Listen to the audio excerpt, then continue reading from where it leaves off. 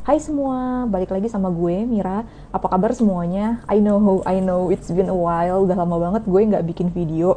Gue emang lagi break selama beberapa bulan dari membuat video karena berbagai hal sebenarnya, mulai dari pekerjaan, menggeluti hobi lain, sampai ya pengen istirahat aja gitu.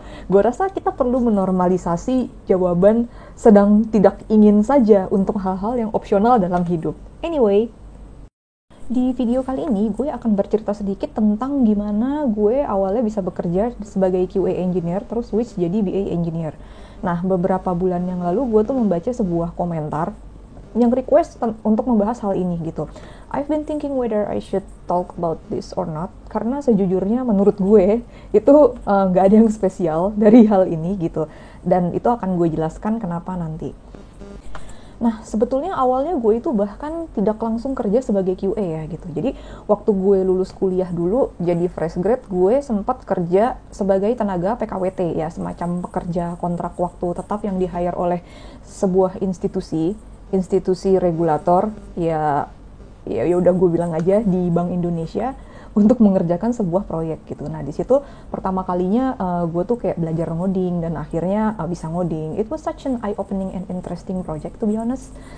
Dan untuk gue pada saat fresh graduate, pada saat itu ya gue sangat menikmati pekerjaan gue di sana gitu. Karena gue belajar banyak dan gue bisa bertemu dengan orang-orang hebat dan menginspirasi menurut gue.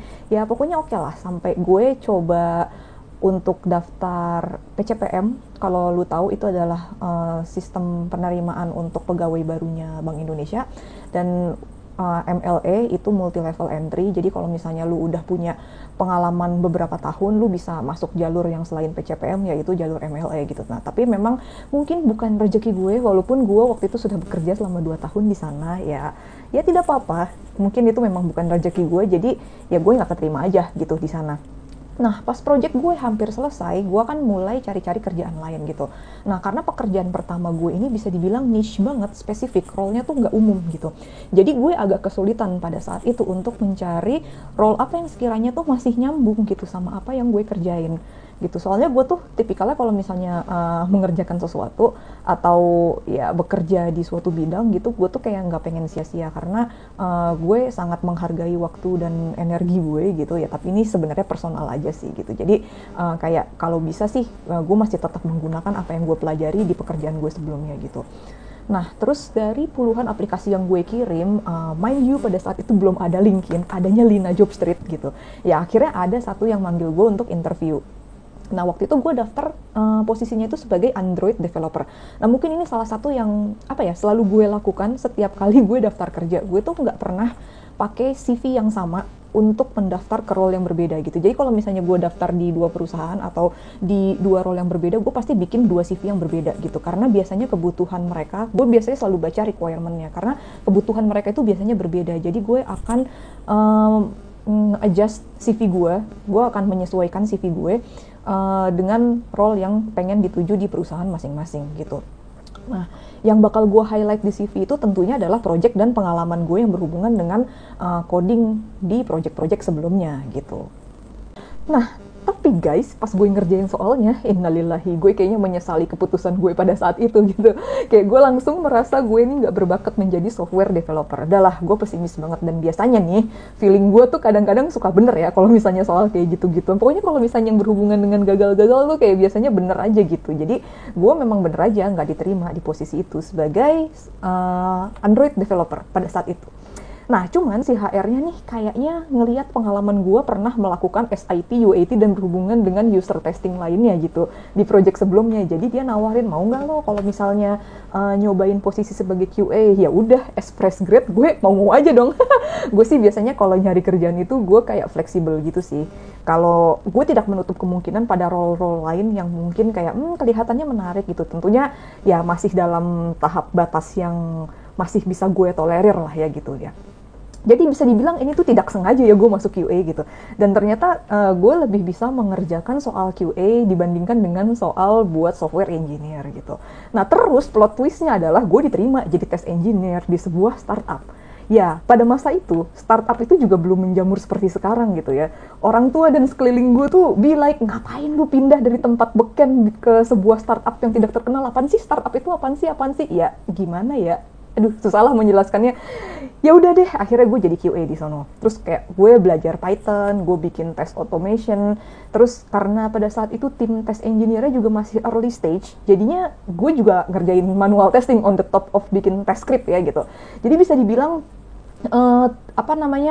ya masih baru lahir lah gitu, masih POC juga, but I learn a lot tuh. Jadi gue belajar banyak juga gitu. Waktu itu bos gue orang India kebetulan. Nah, malahan pengalaman gue di zaman ini tuh kayak membuka jalan gue ke depan-depannya gitu. Jadi gue sangat bersyukur atas pengalaman gue di sana pada saat itu sebagai test engineer. Nah, gue tuh sebenarnya awalnya agak ragu mau menceritakan ini, karena kalau ditanya gimana dari QA bisa ke data, itu gue nggak punya semacam kisah superhero seperti pengalaman orang-orang yang pindah beda bidang gitu. It's not like gue pindah dari perminyakan ke IT gitu. Ya bidang gue tuh sebenarnya dari dulu ya tetap IT, cuman beda role aja, sama beda domain gitu. Kalau misalnya dibilang pindah bidang, itu juga nggak sepenuhnya benar sih kalau menurut gue gitu. Dan selain itu, gue juga kan sempat S2, yang mana spesialisasi gue pada saat itu adalah Business Process Intelligence. Nah, di tahun gue terakhir kuliah, gue juga waktu itu part-time sebagai ASDOS di mata kuliah BI dan Business Analytics dan Decision Making gitu. Nah, tesis gue juga kebetulan tuh tentang machine learning. Jadi kalau misalnya ada hal yang membantu gue bisa landing job di bidang data, ya mungkin karena hal-hal itu, karena ada pengalaman, kebetulan ada opportunity-nya, dan gue mengambil opportunity itu, dan juga gue mengerjakan tesis gue di bidang itu gitu. Jadi ya itu jatuhnya adalah sebuah project ya, bisa dianggap sebuah project yang ketika nantinya gue mendaftar sebagai role data apapun itu bisa gue highlight gitu, bahwa oh gue memiliki pengalaman ini gitu. But then again, gue tuh menempuh pendidikan formal gitu. Gue nggak mau sotoy seolah gue tahu gimana rasanya jadi orang yang nggak punya background IT apa-apa, terus ikutan kursus data selama beberapa bulan dan akhirnya mereka bisa landing jobs gitu. Because obviously I have an IT background. Gue punya background IT gitu. Dan sejujurnya itu memang sangat membantu gitu. Jadi gue di sini tidak untuk menyampaikan kisah-kisah heroik seperti itu. Gue hanya menyampaikan fakta gitu. Nah, kalaupun ada nih hal yang menurut gue juga membantu dalam landing jobs di bidang data ini adalah membangun network gitu. Jadi di setiap tempat kerja yang gue pernah kerja di sana, biasanya gue tuh akan mencoba membangun hubungan baik dengan orang-orangnya. Bukan berarti cari muka ya, just for the sake of getting opportunity gitu, bukan. Tapi lebih ke tidak menutup tali silaturahmi selama mereka tidak melakukan hal-hal yang merugikan gitu. Ya tidak malu dan tidak gengsi untuk bertanya, hanya karena sudah lama tidak bertemu bukan berarti kayak tidak bisa initiating conversation lagi kayak gitu. Ya dijaga aja lah. Kalau misalnya ada ngumpul-ngumpul atau apa gitu, ya say hi aja gitu. Tidak sepenuhnya menghilang atau gimana, ya membina hubungan baik lah gimana ya, tapi nggak dipaksakan juga gitu.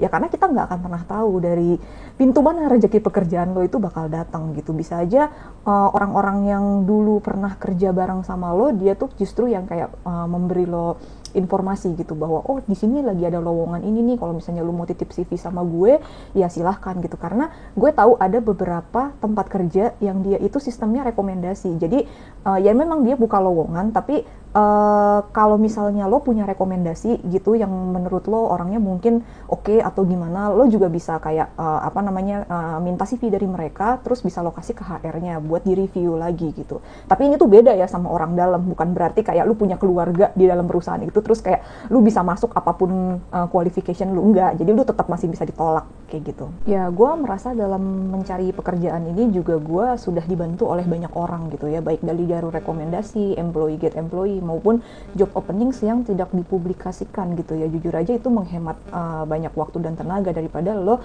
blindly nyebar-nyebar CV gitu. I don't want to pretend like everything that I have right now is due to my hard work only. Jadi gue nggak mau bilang kalau apa yang gue dapatkan sekarang itu adalah murni dari hasil kerja keras gue gitu ya. Tentunya gue bekerja keras, tapi ada juga faktor luck atau faktor keberuntungan di sana gitu yang kita nggak pernah tahu.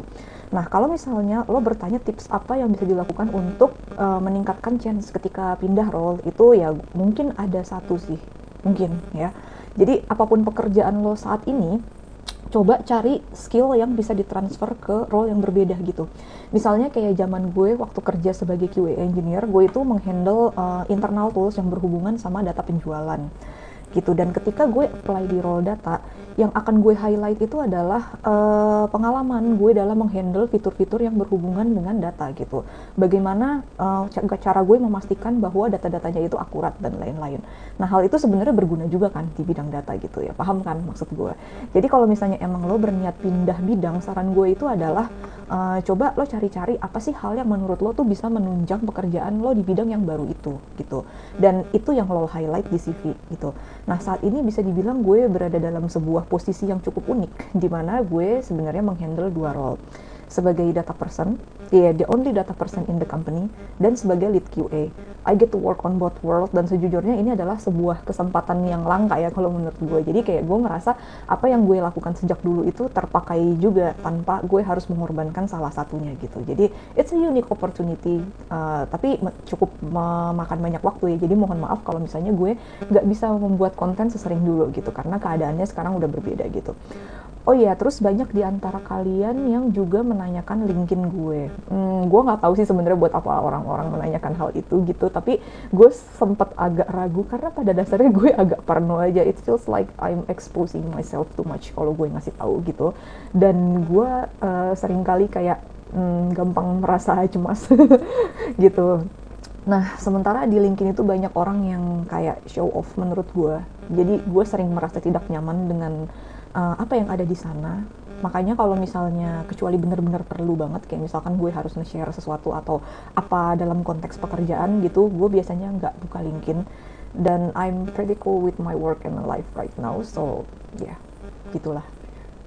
Ya, tapi anyway, gue kasih linknya di deskripsi kalau misalnya lu pengen lihat. Gue nggak janji akan membalas request atau apapun, karena seperti yang gue bilang, gue jarang buka LinkedIn gitu.